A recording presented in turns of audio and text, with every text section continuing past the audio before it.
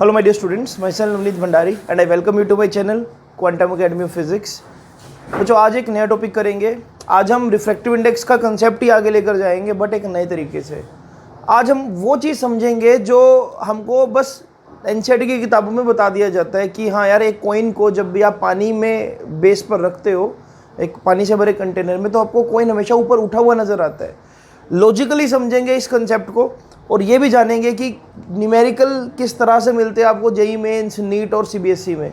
मैंने आपको बताया था कि जो ऑप्टिक्स की सीरीज़ रहेगी ये कॉम्पिटिटिव और सीबीएसई दोनों के लिए रहेगी।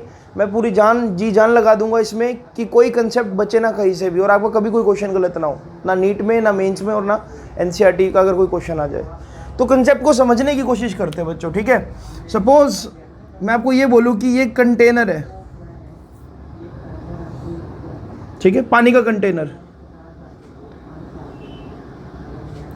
अब यहां पर सपोज पानी भरा हुआ है, ऐसे मैं बना लेता हूं इसको।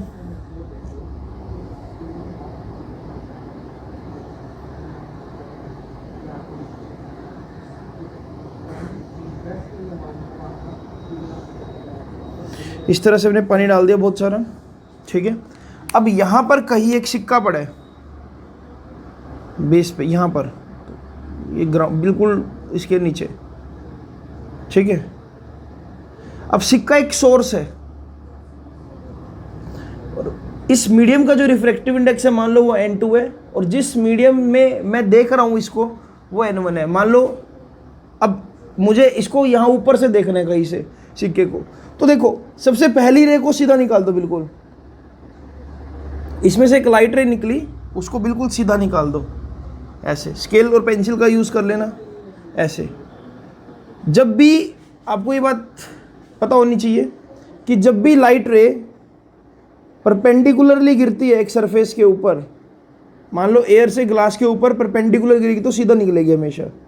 यही बात ऐसे भी वैलिड है, अगर डेंसर से रेयर में जा रही है तभी सीधा निकलेगी लाइट रे। एक एंगल पर जब आती है तब लाइट बेंड होती है, राइट। तो मैं हमेशा क्या बोलूँगा कि एक सिक्के से अगर कोई लाइट रे निकलेगी तो वो बाहर की तरफ जाएगी ऐसे, इस तरह से। आपको ये पता होना चाहिए बच्चों कि जब भी इमेज फॉर्मेशन होती है, इमेज फॉर्मेशन के लिए एटलीस्ट 2 रेज आर रिक्वायर्ड।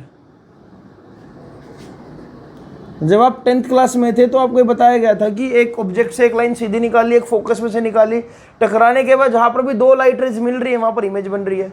तो 2 रेज चाहिए कम से कम कि जो आपको आफ्टर रिफ्रैक्शन या आफ्टर रिफ्लेक्शन मीट कर जाए।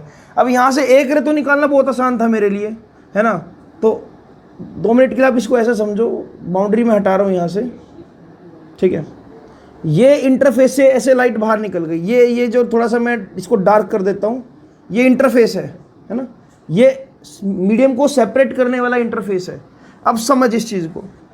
अब जब एक दूसरी लाइट इस सिक्के से निकालूंगा, मान लो ऐसे निकाला मैंने, ये दूसरी लाइट गई कोई, ठीक है। ये दूसरी लाइट जब सिक्के से निकलेगी इस इंटरफेस पर मैं क्या बना रहा हूँ, एक नॉर्मल रिएक्शन कह रहा हूँ, नॉर्मल ड्रॉ कर रहा हूँ 90 डिग्री। अब ये एक इंसिडेंट रे है जो डेंसर से रेयर की तरफ जा रही है और आपको पता है कि लाइट सीधी जाने की बजाय अवे फ्रॉम नॉर्मल ऐसे बेंड हो जाएगी, इस तरह से ऐसे। इस लाइट को जाना चाहिए था सीधा, लेकिन डेंसर से रेयर में light will bend away from normal. लिख देता हूं, light bend away from normal. अब यानी कि ये जो एंगल हुआ, ये बच्चों ये एंगल क्या हुआ, angle I, angle of incidence. ये एंगल क्या हुआ यहां पर, एंगल आर।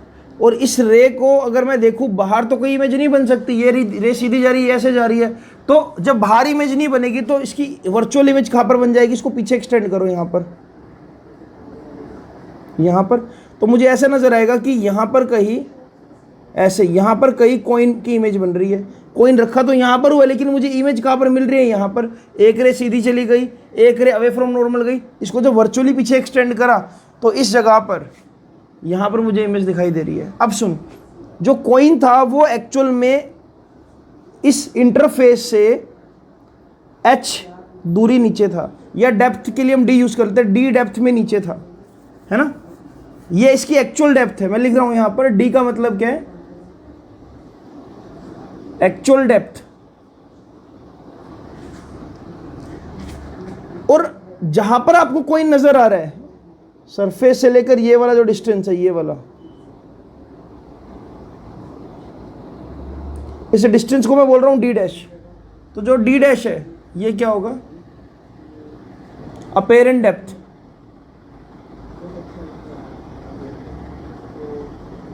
या आप ऐसा बोल सकते हो रियल डेप्थ और अपेरेंट डेप्थ। आपको डेप्थ ये नजर आ रही है लेकिन एक्चुअल में डेप्थ ये है, राइट। अगर यहां पर मैं एक ह्यूमन आई बना दूं ऐसे, तो ह्यूमन आई को ये लगेगा कि जो सिक्का है वो यहां पर पड़ा इस जगह पर, ठीक है। अब मुझे एक्चुअल में रिलेशनशिप निकालनी है, relationship between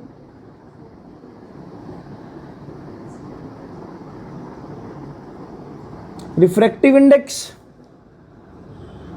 real depth and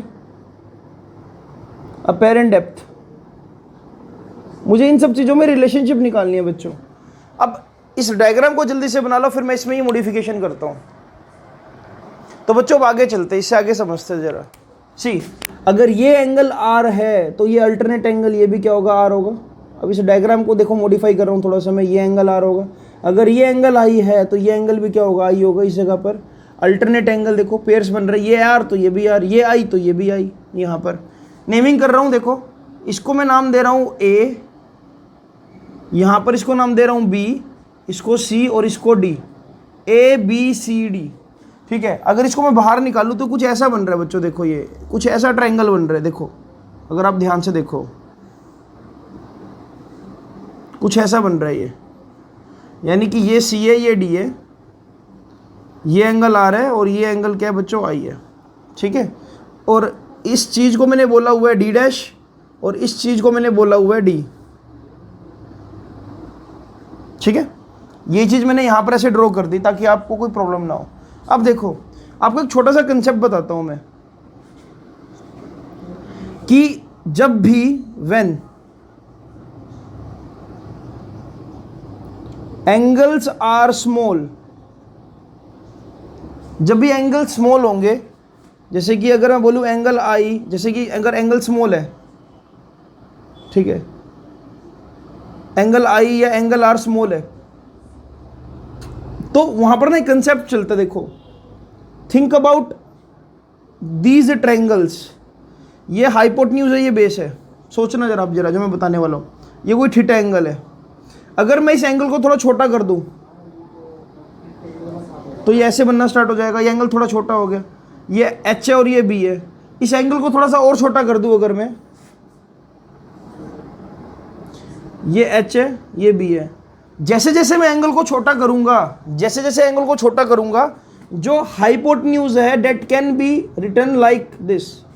hypotenuse is nearly equal to base if your angle is very small in a right angle triangle. ये बात लिख लो, ये फिजिक्स में बहुत जगह यूज होगी। अगर आपका एंगल बहुत छोटा है एक राइट एंगल ट्रायंगल में, तो जो हाइपोटेन्यूज है उसको हम क्या लिख सकते हैं, नियरली इक्वल टू बेस। लेकिन इससे हमको क्या बेनिफिट मिलने वाला है, तो देख, अगर मैं बात करूं साइन थीटा की, तो साइन थीटा क्या होता है, पी बाई एच। अगर मैं बात करूं टेन थीटा की, तो टेन थीटा क्या होगा, p by b. Sine theta होता है पी बाई एच और टेन थीटा होता है पी बाई बी। अगर थीटा छोटा है तो मैं ये लिख सकता हूं, इसका मतलब कि जो साइन थीटा है it is nearly equal to tan theta. अगर एंगल छोटा है तो मैं लिख सकता हूं sine theta is nearly equal to theta, क्योंकि H can be compare with this B. H को हम बी के इक्वल बोल सकते हैं क्योंकि एंगल छोटा सा है और ज़्यादा कोई फर्क नहीं नजर आ रहा है।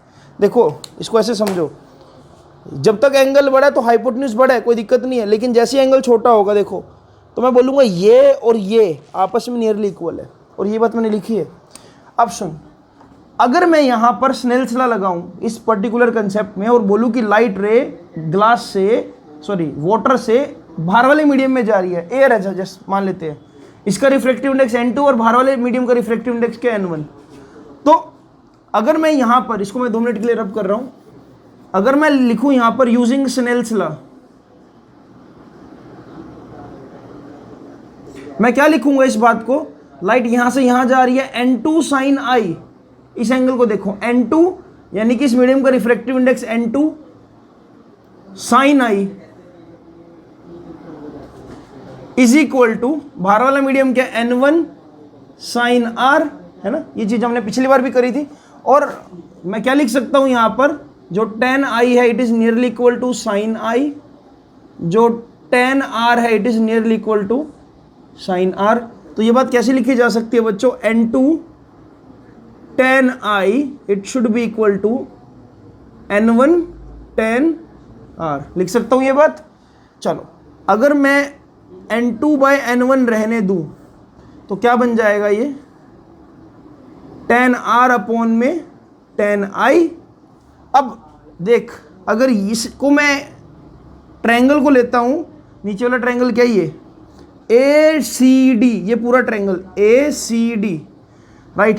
तो इन ट्रायंगल ACD यानी कि इस बड़े वाले ट्रायंगल में जो tan आई की वैल्यू होगी, tan आई क्या होगा, perpendicular by base, perpendicular by base. तो परपेंडिकुलर बाय बेस को क्या बोल सकता हूँ, देखो थीटा के सामने क्या होगा, परपेंडिकुलर, यानी कि ये सॉरी थीटा के सामने क्या होगा, ये परपेंडिकुलर, और इसके सामने ये हाइपोटेन्यूज, और ये क्या होगा बेस। तो P बाय बी क्या लिखा जा सकता है, CD अपॉन में बेस कितना होगा, पूरा CA, है ना। तो बेस को लिख दूँ मैं यहाँ पर D। सेम वे में अगर मैं छोटा ट्रायंगल यूज करूँ CD, और इसको मैं बोल रहा हूँ B, इन ट्रायंगल CDB, इस छोटे ट्रायंगल की बात कर रहा हूँ। इस छोटे ट्रायंगल में ये सामने क्या, परपेंडिकुलर, परपेंडिकुलर के सामने हाइपोटेन्यूज, और ये क्या हो गया बेस। तो यहाँ पर मैं बोल सकता हूँ जो tan आर होगा बच्चों, tan आर क्या होगा, अगेन परपेंडिकुलर बाय बेस, यानी कि CD अपॉन में D डैश। अब आपने यहाँ पर tan आई और tan आर को डिफाइन कर लिया, और यहाँ पर डाल दो इसको। मैं थोड़ा सा स्पेस क्रिएट करता हूँ, मान लो n2 बाय n1, देखो इस चीज़ को मैं यहाँ लिख रहा हूँ,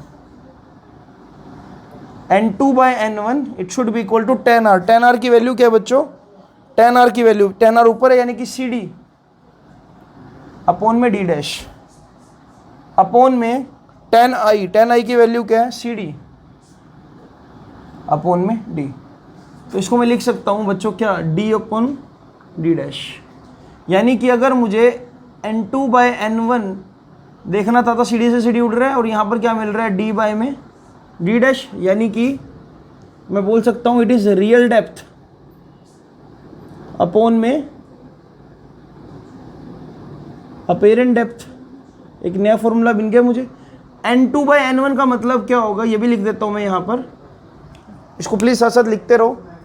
n2 बाय n1 का मतलब क्या होगा, n2 बाय n1 का मतलब होगा refractive index of medium 2 with respect to 1, यानी कि 1 and 2 लिखा जा सकता है, और वो क्या होगा, D बाय D डैश। अगर ये वाटर और ये एयर है तो मैं इसको ये बोल सकता हूँ, वाटर का refractive index with respect to air क्या होगा, रियल डेप्थ अपॉन में अपेरेंट डेप्थ। आप इस एक्सप्रेशन को जल्दी से नोट डाउन करो। जब ये एक्सप्रेशन नोट डाउन कर लोगे तो फिर मैं आपको इसको न्यूमेरिकल फॉर्म में कन्वर्ट करके देता हूँ। ऑप्टिक्स में न्यूमेरिकल हमको साथ साथ ही करने पड़ेंगे, कंसेप्ट साथ साथ ही देखने पड़ेंगे, इसलिए इसको जल्दी से जैसा करवाया वैसे इसको नोट डाउन कर लो। स्टेप बाय स्टेप एक एक चीज़ अच्छे से एक्सप्लेन कर दी, जल्दी से इसको लिखिए जरा। तो बच्चों अब देखो, इसको ना एक न्यूमेरिकल से समझने की कोशिश करते हैं, ठीक है। कंसेप्ट को करने का मजा तब है जब न्यूमेरिकल आता हो अपने को, क्योंकि अल्टीमेटली आपको न्यूमेरिकल परेशान करेगा, कंसेप्ट कभी परेशान नहीं करेगा, बता रहा हूँ। देखो अगर मैं आपको बच्चों बोलूँ, अभी देखो इसमें ना बहुत सारे लूप होल्स है, वो मैं आपको साथ साथ ही क्लियर करता जाऊँगा। अगर मैं आपको ये बोलूँ बच्चों कि एक पानी का टैंक है, और इस पानी के टैंक में एक फिश है।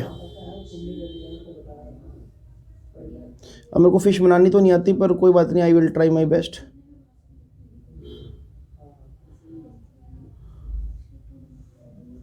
चलो एक फिश है, ठीक है। अब फिश जो है वो एक्चुअल में 36 सेंटीमीटर नीचे है। तब यहां पर एक बर्ड उड़ रहा है, और बर्ड भी इस टैंक से मान लो 36 सेंटीमीटर ऊपर है।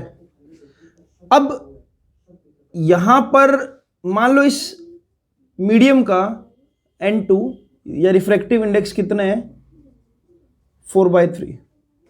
मेरा क्वेश्चन ये है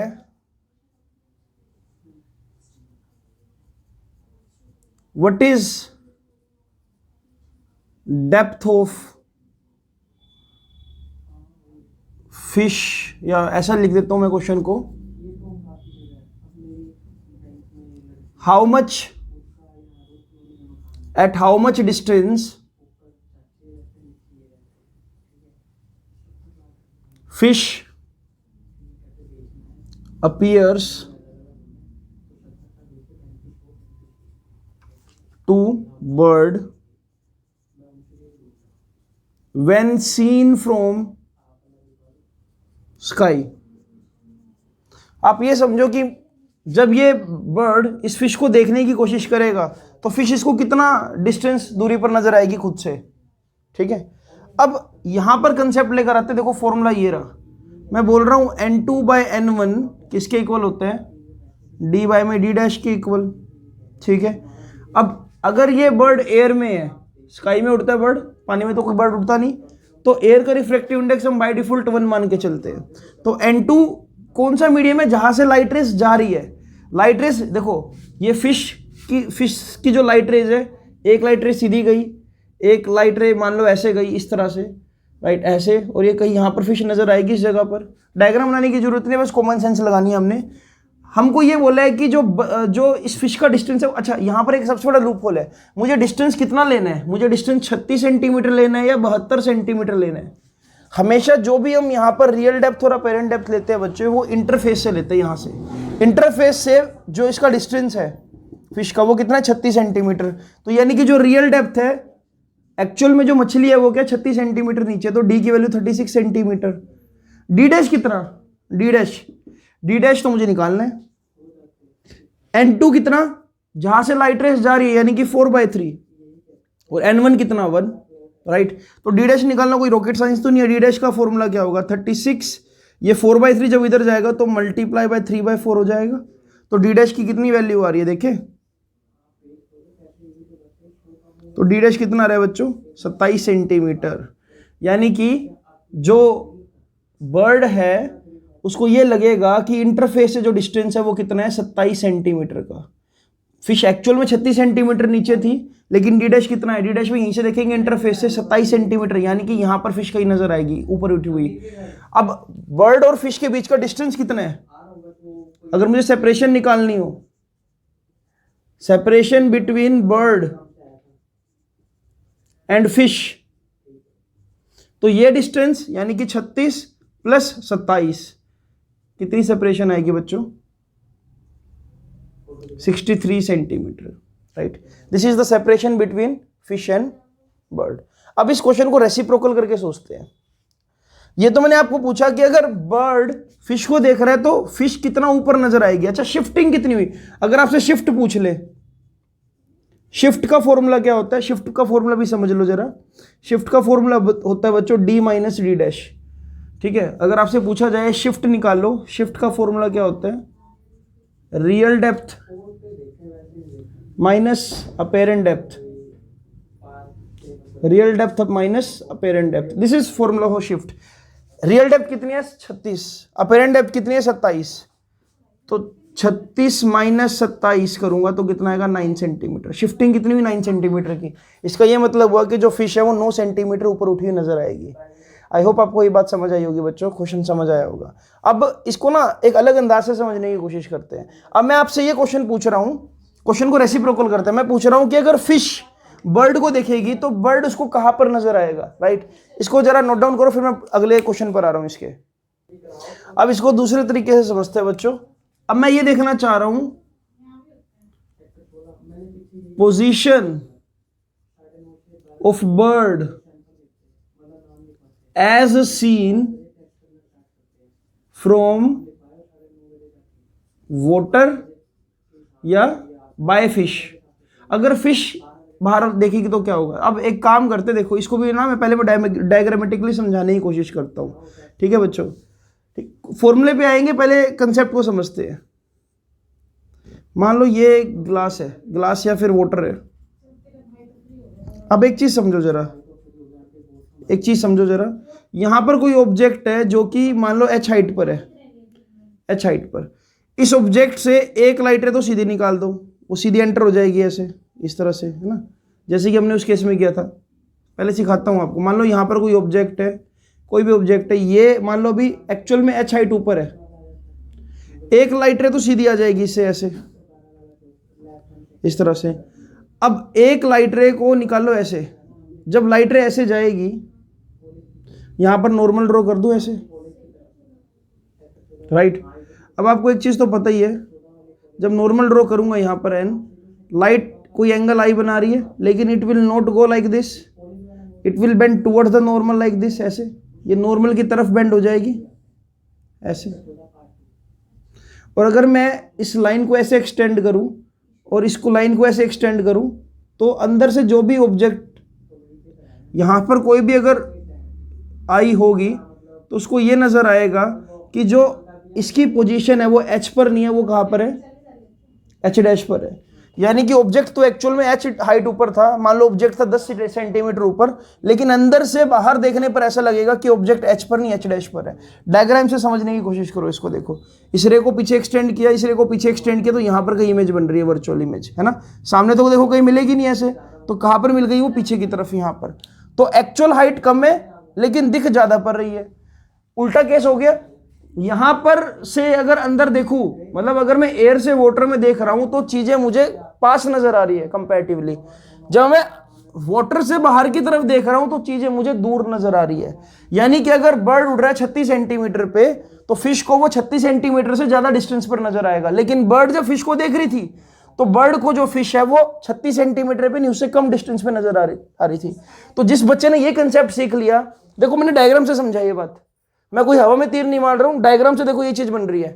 अब आपने इस फॉर्मूले को थोड़ा सा चेंज करना है। इस बार यहां से लाइट रे अंदर की तरफ जा रही है, ठीक है।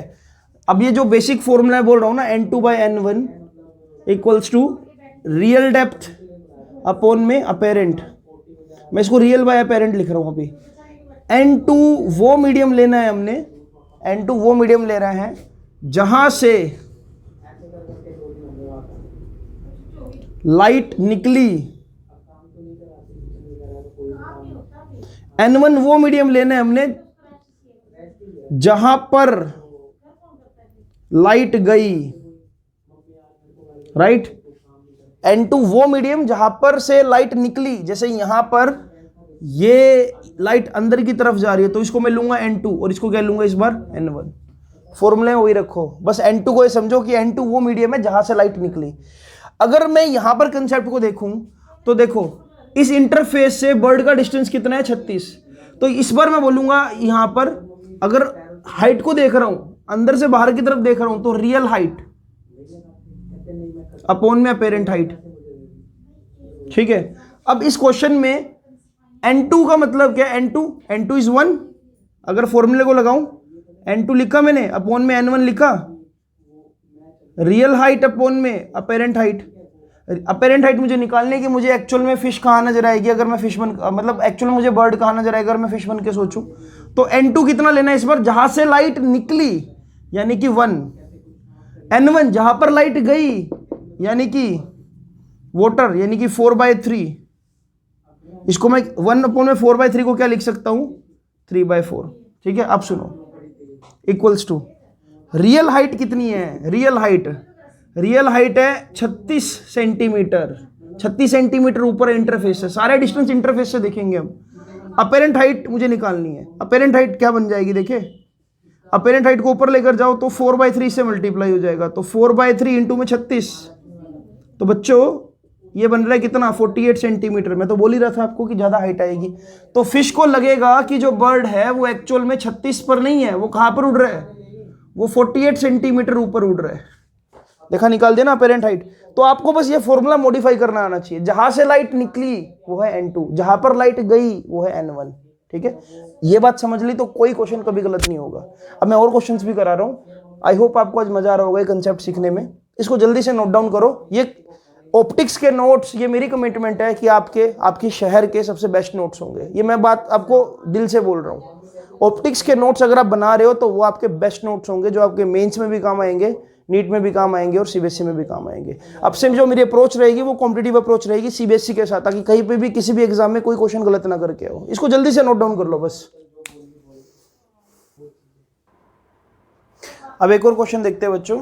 ये क्वेश्चन जो है कॉम्बिनेशन ऑफ मीडियम्स है, एयर है, फिर ग्लास है और फिर एयर है। अब ऑब्जर्वर की आंख यहां पर है कहीं 20 सेंटीमीटर ऊपर, और ये 20 सेंटीमीटर डजंट मैटर। फिलहाल आप सुनो, ये है 15 सेंटीमीटर, ये है 10 सेंटीमीटर। कोई मैंने मान लो इंक डॉट यहां पर बना दी एयर में, और उसको मैं यहां ऊपर से देखना चाह रहा हूं, तो मुझे ये इंक डॉट कहां नजर आएगी, मुझे ये बताना है। यानी कि ये मेरा ऑब्जेक्ट है, यहां से लाइट रे जाएगी पहले इस मीडियम में, यानी कि एयर से गई कहां पर, पहले ग्लास में। तो मैं पहले मेंशन कर रहा हूं कि जब लाइट रे एयर से ग्लास में गई, एयर से ग्लास के लिए देखो फॉर्मूला मेरे पास क्या है, n2/n1 equals to real depth upon में अपेरेंट डेप्थ। n2 वो मीडियम होता है जहां से लाइट रे जा रही है, यानी कि एयर का रिफ्रैक्टिव इंडेक्स 1। यानी कि मैं ये चीज चेक करना चाह रहा हूं कि अगर मैं यहां से देखूं सबसे पहले तो मुझे कहां पर डॉट नजर आएगी, पहले इस मीडियम से इस मीडियम की तरफ देखो, तो यहां से लाइट रे जा रही है, यहां पर एरो बना देता हूं मैं। तो n2/n1, n1 कितना रिफ्रैक्टिव इंडेक्स है 1.5। रियल डेप्थ अपॉन में अपेरेंट, रियल डेप्थ कितनी है 10 सेंटीमीटर, अपेरेंट डेप्थ मुझे निकालनी है। तो मुझे अपेरेंट डेप्थ कितनी मिल रही है यहां पर बच्चों, अपेरेंट डेप्थ हो जाएगी कितनी 1.5 इंटू में 10, यानी कि अपेरेंट डेप्थ कितनी आ रही है 15 सेंटीमीटर। यानी कि अगर यहां से मैं देखूंगा तो मुझे ये डॉट कहां पर नजर आ रहा है, दूर नजर आ रहा है बच्चों, यहां पर नजर आ रहा है 15 सेंटीमीटर पे। अब सुनो, जो यहां के लिए इमेज होगी वो इस आई के लिए ऑब्जेक्ट का काम करेगा। अब ये चीज समझने वाली है। देखो एक्चुअल में ऑब्जेक्ट यहां पर है, लेकिन लाइट रे जब यहां पर गई तो उसने इमेज यहां पर बना दी, और मैं तो यहां से देख रहा हूं, तो यानी कि मेरे लिए ऑब्जेक्ट कहां पर होगा, मेरे लिए ऑब्जेक्ट ये होगा। यानी कि मैं इस ऑब्जेक्ट को देखना चाह रहा हूं, और मुझे इस ऑब्जेक्ट को ये देखना है कि मुझे कहां नजर आ रहा है। अब ये समझो जरा, ये 15 है, ये भी कितना है 15। तो इस आई के लिए रियल डेप्थ कितनी मानी जाएगी 30 सेंटीमीटर, इस आई के लिए जो सबसे बाहर है, क्योंकि मुझे डिस्टेंस सारे कहां से देखने, तो इंटरफेस से। तो तभी मैं बोलता कि 20 सेंटीमीटर डजंट मैटर। यहां से लेकर इस ऑब्जेक्ट की इमेज जो बन रही है, यानी कि देखो ये ऑब्जेक्ट, ये पहली इमेज बनी आई डैश, और ये I dash behave like virtual object for I. अब यहां से लाइट रेस कहां पर जा रही है, फाइनली इस मीडियम में। तो यहां पर अभी क्या हो रहा है, ग्लास से कहां पर जा रही है, ग्लास से एयर में जा रही है। तो अगेन मैं अगर फॉर्मूला लगाऊं n2/n1 रियल डेप्थ अपॉन में अपेरेंट डेप्थ, अगेन मुझे निकालनी तो अपेरेंट डेप्थ है, लेकिन इस बार जो रियल डेप्थ काउंट होगी वो क्या काउंट होगी, इस इंटरफेस से ये जो इमेज का डिस्टेंस है जो कि वर्चुअल ऑब्जेक्ट है इसके लिए। तो ये कितना हो जाएगा बच्चों 30। अपेरेंट डेप्थ मुझे निकालनी है। n2 कौन सा मीडियम काउंट होगा इस बार, ये वाला, क्योंकि यहां से लाइट रे यहां जा रही है। तो इसको क्या लिखूंगा 1.5 डिवाइड बाय 1। अपेरेंट डेप्थ कितनी आएगी बच्चों, apparent depth will be 30 upon में 1.5, यानी कि 300 अपॉन में 15। तो ये मुझे कितना मिल रही है यहाँ पर, अपेरेंट डेप्थ 20 सेंटीमीटर। यानी कि यहाँ से इस इंटरफेस से, इसको बना रहा हूँ, इस इंटरफेस से, जैसे कि ये कितना था 30 सेंटीमीटर, तो मुझे कहीं यहाँ पर ही वापस इसी जगह वापस टोटल यहाँ से लेकर यहाँ पर, सॉरी इस जगह पर 15 ये और 5 नीचे, यानी कि कॉइन जो है वो पहले 10 सेंटीमीटर नीचे था, इंटरफेस से कितना नीचे हुआ 25। फिर इसकी जो इमेज बनी वो कहाँ पर बनी, इंटरफेस से 30 सेंटीमीटर नीचे। लेकिन मुझे अब फाइनली जो इमेज मिल रही है वो कहाँ पर मिल रही है 20 सेंटीमीटर, यानी कि इस इंटरफेस से 20 सेंटीमीटर डिस्टेंस मार्क कर लो, कहीं यहाँ पर बीच में कहीं कॉइन की इमेज बन रही होगी, फाइनल इमेज। ऑब्जेक्ट ये रहा, यहाँ से देखने पर इमेज यहाँ पर बनी और बाहर से देखने पर इमेज कहाँ पर बनी, यहाँ पर। तो एक्चुअल में जो मुझे फाइनल इमेज नज़र आएगी वो यहाँ से 20 सेंटीमीटर नीचे नज़र आएगी। और अगर मैं बोलूँ आई से डिस्टेंस कितना है, आई से डिस्टेंस होगा 20 और ये 20, 40 सेंटीमीटर, राइट। इंटरफेस से डिस्टेंस कितना है 20, आई से डिस्टेंस कितना है 40। आई होप आपको ये बात समझ आई होगी बच्चों, इसको जल्दी से नोट डाउन करो। तो बच्चों मैं आपको एक और क्वेश्चन दे रहा हूँ। अब ये क्वेश्चन आपका कमेंट बॉक्स क्वेश्चन है जो कि आपको वीडियो के बीच में दे रहा हूँ। अभी जैसे कि मैंने क्वेश्चन कराया आपको, ये बिल्कुल वैसे ही उसी टाइप का क्वेश्चन है। एक यहाँ पर 3 मीडियम्स की लेयर बना दी मैंने। सपोज ये एयर है तो रिफ्रैक्टिव इंडेक्स है 1, N2 मीडियम का रिफ्रैक्टिव इंडेक्स है 1.5 और N3 का है 2। 3 अलग अलग रिफ्रैक्टिव इंडेक्स। यहाँ पर ऑब्जेक्ट पड़ा है इस इंटरफेस से 20 सेंटीमीटर दूर। ये जो टोटल डिस्टेंस है ये 30 सेंटीमीटर और ह्यूमन आई जो है, जो ऑब्जर्व कर रही है इस डॉट को या इस ऑब्जेक्ट को, वो है 20 सेंटीमीटर दूर। आपको ये बताना है कि अगर ह्यूमन आई इस डॉट को ऑब्जर्व कर रही है तो ह्यूमन आई से, यानी कि इस आई से इसकी जो फाइनल इमेज का डिस्टेंस बनेगा वो कहाँ पर बनेगा। अगेन आई रिपीट, इस आई से इस डॉट की जो फाइनल इमेज का डिस्टेंस बनेगा वो कहाँ पर बनेगा। ऑप्शंस दे रहा हूँ, 60 सेंटीमीटर दूर, यहाँ से 60 सेंटीमीटर, मैं आई की बात कर रहा हूँ, इंटरफेस की बात नहीं कर रहा हूँ। अगेन आई रिपीट, 100 सेंटीमीटर दूर, 80 सेंटीमीटर दूर, 120 सेंटीमीटर दूर। मुझे पूरी उम्मीद है कि आप इस क्वेश्चन को ट्राई करोगे। चारों में से कोई एक ऑप्शन आपका जरूर मिलेगा। इसको जल्दी से ट्राई करो बच्चों, और जब हो जाए तो प्लीज कमेंट बॉक्स में आंसर जरूर करना, राइट। अब आगे चलते हैं इससे। तो बच्चों अब आपको मैं एक जनरल रिजल्ट्स दे रहा हूँ, स्पेशल रिजल्ट्स दे रहा हूँ, जिससे आपके लिए क्वेश्चन करना और आसान हो जाएगा। मैंने कुछ वर्क किया, कुछ मुझे कुछ बुक्स में से अच्छे फॉर्मूलाज मिले, तो मैं आपको एक शॉर्टकट दे रहा हूँ। देखो अब आपके लिए चीज़ें थोड़ा सा सोल्व करना आसान हो जाएगी। मान लो आपके पास कंपोजिट मीडियम है, 3 मीडियम्स है। इस मीडियम का रिफ्रैक्टिव इंडेक्स मान लो N3 है, इसका N2 है, इसका N1 है। इसकी जो सेपरेशन है इंटरफेस के बीच में वो H2 है। ह्यूमन आई जो है, जो ऑब्जर्व कर रही है, वो H3 हाइट ऊपर है और ये सेपरेशन H1 है। आप समझ पा रहे हो। मान लो यहाँ पर ऑब्जेक्ट है और मैं यहाँ से देख रहा हूँ। ये वही क्वेश्चन है जो आपको मैंने अभी करवाया रिसेंटली। अगर आपको इस कंडीशन में कि ऑब्जर्वर यहाँ से इस ऑब्जेक्ट को देखे और शिफ्ट, आपको अपेरेंट हाइट निकालनी होगी कहाँ पर नजर आएगी, तो उसको करने का तरीका है। देखो कैसे, अपेरेंट डेप्थ क्या होगी। अगर मैं यहाँ से देख रहा हूँ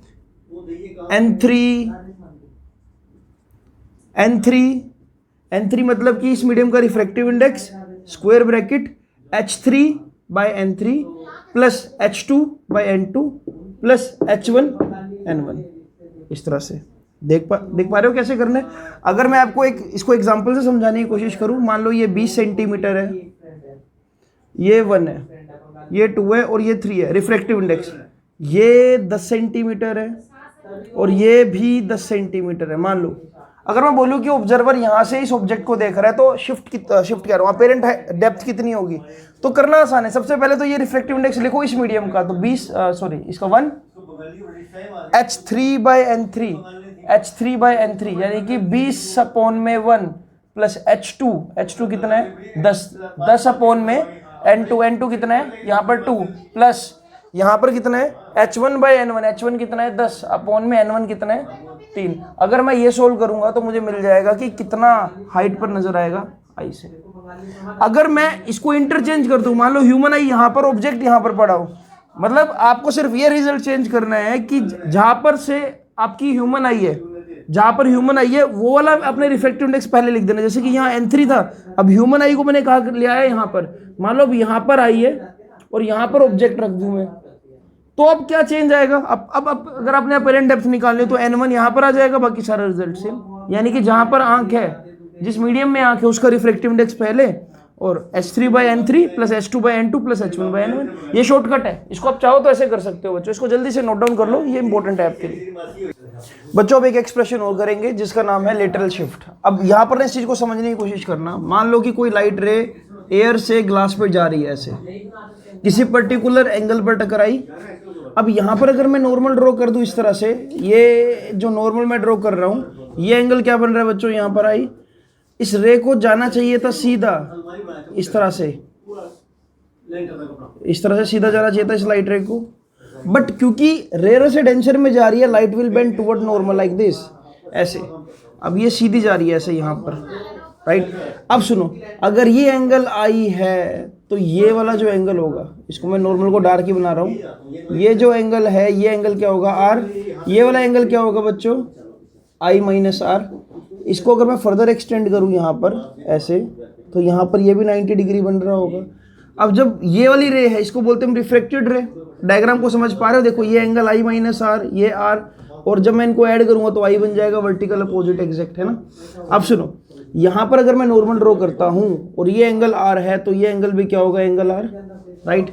और यहाँ से लेकर परपेंडिकुलर गिरा दो इस पर, यानी कि अगर मैं बोल रहा हूँ पॉइंट ओ और इसको बोल रहा हूँ पॉइंट एन डैश, ये होती है लेटरल शिफ्ट कि एक्चुअल में लाइट को टकराना चाहिए था यहाँ पर लेकिन टकरा रही है यहाँ पर इस जगह पर, इसको बोलते हैं हम लेटरल शिफ्ट। इसको हम डी बोल देते हैं यहाँ पर, मान लो ये डी शिफ्ट हो गई ऐसे। इसके बाद जब लाइट यहाँ पर आएगी it will bend away from normal, और क्योंकि दोबारा से एयर में एंटर हो रही है तो यहाँ पर जो एंगल से एंटर हुई थी यानी कि आई से, ये एंगल भी क्या होगा आई होगा। अब आपको ये समझना है बच्चों कि ये जो मैंने टी ले रखा है इसको मैं बोलता हूँ thickness of glass slab. This is incident ray, this is normal, right. बनाओ इसको जरा एक बार। मेरा मेन मोटिव क्या है बच्चों, मेरा मेन मोटिव है ये डी निकालना। अब देखो ये डी को कैसे कैलकुलेट करेंगे, नेमिंग जरा ध्यान से करना। Suppose this is a point A, this is normal, normal को मैं n1 नाम दे रहा हूं और इस नॉर्मल को n2 नाम दे रहा हूं।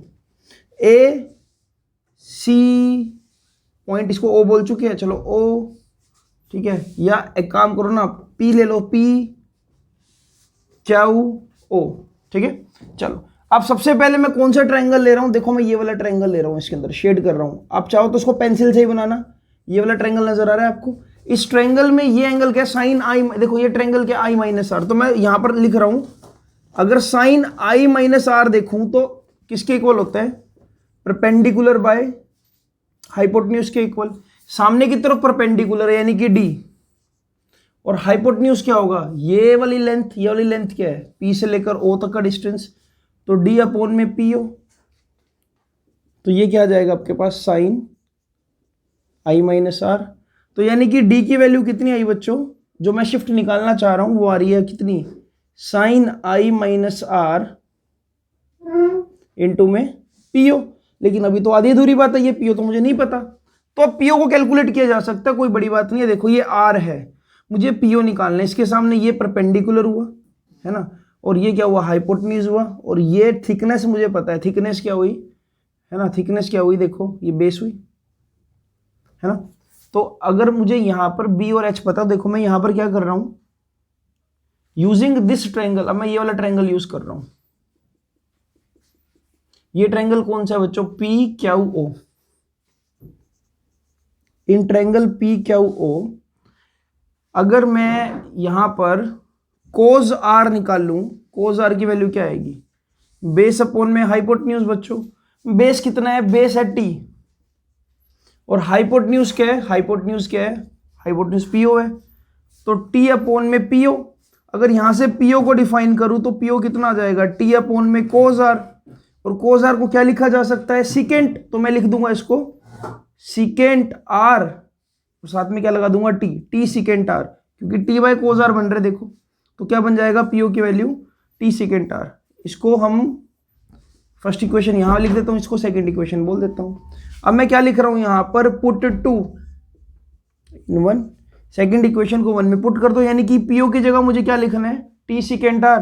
तो जो लेटरल शिफ्ट आई बच्चों वो क्या I, D is equal to sine I minus R, साथ में पीओ है, पीओ की वैल्यू क्या टी सीकेंट आर, तो साथ में लिख देता हूं सीकेंट आर और साथ में टी।